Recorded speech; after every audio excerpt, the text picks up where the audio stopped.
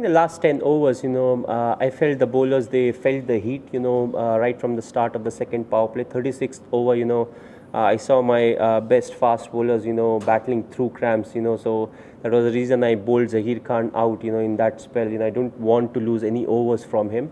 And then kept Vinay Kumar, for the last few, but, he also felt the cramps. And, I felt, the last 10 overs, they batted really well. And our bowlers, they were not really able to execute the way they could have, if they were not battling cramps or the heat. It was hot out there, and you are supposed to go through that phase. But I felt, maybe they found it slightly difficult to go through it. If you see I'll talk about the bowling first. I thought till the 40th over we did really well, but last 10 overs, if the opposition scores 100 runs, it becomes a bit difficult. Whatever score they must have, before that, even if they were close to 170 or 160 odd runs, last 10, 100 runs, 270 or 280 runs, always difficult to chase.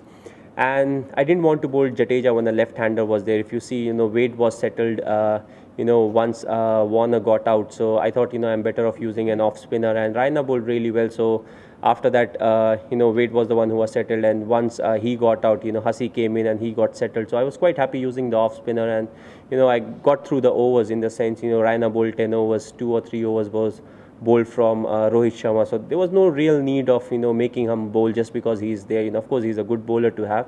But if there was one more right-handed batsman, I would have maybe used him. Well, it doesn't matter who is performing, for me, it's a batting department, bowling department, and, both the department together in the fielding session. So, we have to do well as a department. We have to, like, most of the guys need to score runs, then you'll win games, or most of the bowlers need to bowl well, then you will win games. Because what's important is, individually, just because of individual performances, it's difficult to win a 50-over game. It may happen in a 20-over game, but you need contributions from most of the players to win games. So that will be the key. Of course, once the top 3 or 4 batsmen, they score runs, it becomes easy for the batsmen coming down the order, because if you're chasing 280 or 290 odd runs, the run rate keeps on going up. You may build a partnership, but by the time you get going, you'll see the run rate has already gone up to 9.5, 10 runs. It's a very difficult task. You want to get off to a decent start, even if you don't score too many runs at a very brisk pace, and then look to score runs, take those doubles, put pressure on the fielders. And if you have wickets in hand later on, you can, go after the bowlers in the second power play and hopefully in the last 10 overs. Well, it should be both, because you want to do well, as I said, you can always say that the opposition team played well, you did well, but they outplayed you. But at the end of the day, you feel bad, in the sense if you're not winning games, you feel bad. So, we want to get a bit of both. You want to get these youngsters, play the games. But of course, we need to get into the finals first, because it's important to get into the finals. Then it's a 3-match series, the finals, where you have to be consistent in 2 games, to win the tournament. But, you want to see these youngsters, because they will be coming here again and again, maybe for the next World Cup also. So they should be knowing, how you need to play in these situations or conditions, against a bowling attack that is world class. So overall, you want to get the best, that's for the side.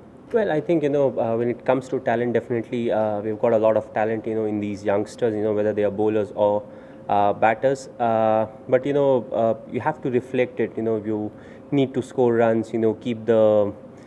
you may take a bit of time to be consistent at the international level, but it's important, once you're going to a tough phase, to keep scoring runs. It doesn't really matter who's scoring, till as a batting unit, if you're doing well and you're chasing down the scores, or if you're putting a score on the board, you put a decent total at times. So I believe, we need to be a bit extra careful, especially because the game has changed a bit, with the 2 new ball coming in, maybe in India it won't have a big effect, but in condition like these, and if you play in England or some other place, you have to give a bit more respect initially. But that also brings into the scenario where in the middle overs it will come nicely onto the bat, once the sheen is off. So I think they'll learn from this, and, hopefully they'll do better.